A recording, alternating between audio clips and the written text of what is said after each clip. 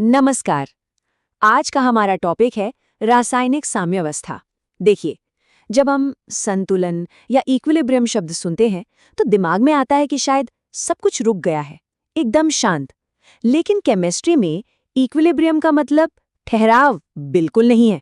ये तो एक ऐसी डायनामिक स्टेट है जहां चीजें लगातार लगातार बदल रही होती हैं। केमिस्ट्री में रिएक्शंस को हम दो तरह से देख सकते हैं। कुछ होती हैं इरिवर्सिबल, मतलब एक वन वे सड़क की तरह, एक बार शुरू हुई तो बस आगे ही बढ़ती हैं जब तक रिएक्टेंट्स खत्म ना हो जाएं। और दूसरी तरफ हैं रिवर्सिबल रिएक्शंस। ये टू वे सड़क की तरह हैं, ये आगे भी जा सकती हैं और पीछे भी आ सकती हैं। और यही वो रिएक्शंस हैं जिनमें हमें इक्विलिब्रियम देखने को मिलता है। तो आज का हमारा सफर इन 5 पड़ावों से होकर गुजरेगा। हम रिवर्सिबल रिएक्शन से शुरू करेंगे, फिर डायनामिक बैलेंस को समझेंगे, फिर केसी और केपी से इसे नापना सीखेंगे और आखिर में कुछ असली प्रॉब्लम्स भी सॉल्व करेंगे।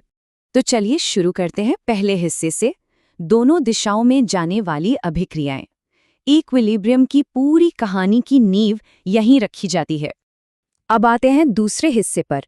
सवाल ये है कि इन टू वे रिएक्शंस को हम बैलेंस्ड या संतुलित कब मानते हैं, वो पॉइंट आखिर आता कब है। तो देखिए, इक्विलिब्रियम के लिए 2 शर्तें पूरी होनी ही चाहिए। ये 2 गोल्डन रूल्स हैं। पहला, जिस रफ्तार से रिएक्शन आगे जा रही है ठीक उसी रफ्तार से वो पीछे भी आने लगती है, मतलब फॉरवर्ड रेट और बैकवर्ड रेट बराबर हो जाते हैं। और दूसरा, जैसे ही ऐसा होता है रिएक्टेंट्स और प्रोडक्ट्स की मात्रा फिक्स हो जाती है, वो और नहीं बदलती। ये स्लाइड इस बात को बहुत अच्छे से दिखाती है। ग्राफ आई को देखिए, जो रेट और टाइम का है। फॉरवर्ड रेट कम होता है, बैकवर्ड रेट बढ़ता है और एक पॉइंट पर दोनों बराबर हो जाते हैं। और फिर ग्राफ IB, VB और VV को देखिए, ये कॉन्सेंट्रेशन और टाइम के हैं। हर केस में एक समय के बाद कॉन्सेंट्रेशन की लाइनें सीधी हो जाती हैं, मतलब वो स्थिर हो गईं। एक बात ध्यान देने वाली है, उनका बराबर होना जरूरी नहीं है, बस स्थिर होना जरूरी है। चलिए, जो सीखा है उसे परखते हैं। सोचिए, जब रिएक्शन शुरू होगी तो हमारे पास सिर्फ A होगा, तो फॉरवर्ड रेट A सबसे ज्यादा होगा, और क्योंकि B तो है ही नहीं तो बैकवर्ड रेट 0 होगा। फिर जैसे जैसे रिएक्शन चलेगी A घटेगा और B बढ़ेगा, जब तक दोनों बराबर न हो जाएं। सिर्फ ग्राफ D ही इस कहानी को सही सही दिखाता है। तो अभी तक हमने इक्विलिब्रियम को एक आइडिया के तौर पर समझा है। अब वक्त है इसे गणित की भाषा में समझने का। तो चलिए मिलते हैं इक्विलिब्रियम कांस्टेंट यानी केसी से। अब केसी को समझने से पहले लॉ ऑफ मास एक्शन को जानना जरूरी है।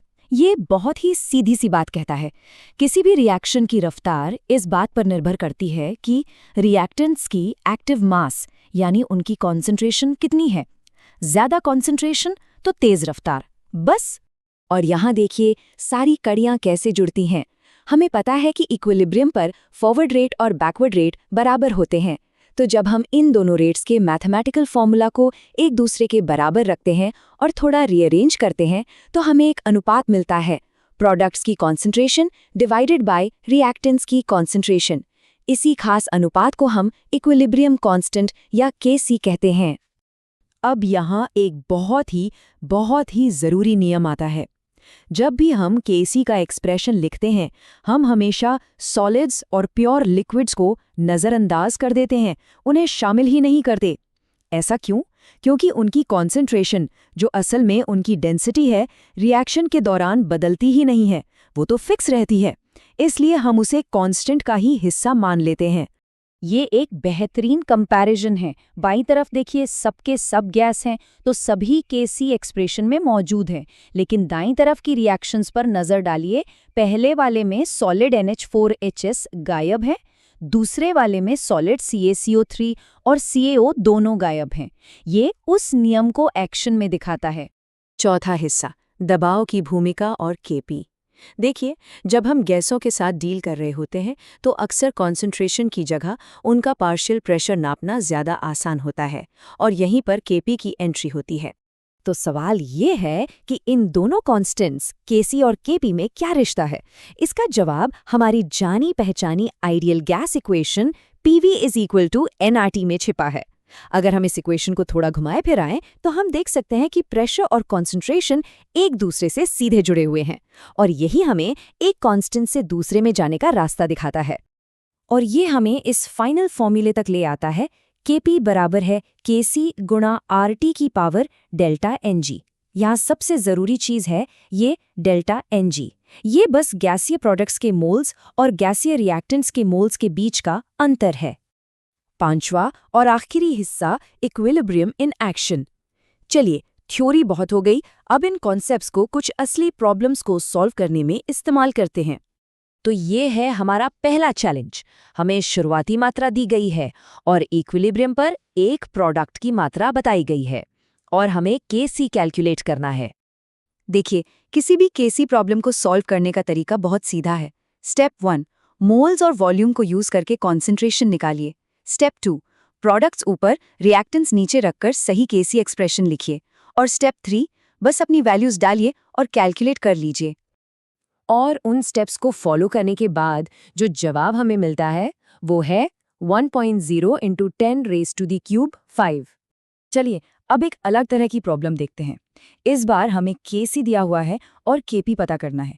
ये हमारे Kp-Kc रिलेशन वाले फॉर्मूले को इस्तेमाल करने का एक परफेक्ट मौका है। यहाँ पर सबसे ज़रूरी काम है डेल्टा Ng को सही कैलकुलेट करना। हमारे पास प्रोडक्ट साइड में गैस के 2 मोल हैं और रिएक्टेंट साइड पर कुल 4 मोल गैस हैं, तो डेल्टा Ng हुआ 2 - 4 यानी -2। बस इस वैल्यू को फॉर्मूले में रखना है और Kp कैलकुलेट हो जाएगा। और ये रहा एक आखिरी सवाल जो थोड़ा सोचने वाला है। आखिर ऐसा कब होता है जब Kp और Kc बराबर नहीं होते? इसका जवाब Kp = Kc RT⁻⁴ delta Ng फॉर्मूले में ही छिपा है। एक पल के लिए इस पर सोचिए। और ये रहा इसका जवाब और आज का सबसे बड़ा टेक अवे।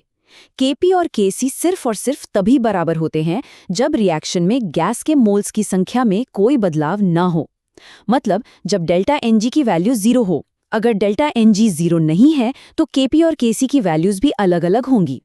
ये एक छोटा सा लेकिन बहुत ही पावरफुल नियम है जिसे हमेशा याद रखना चाहिए।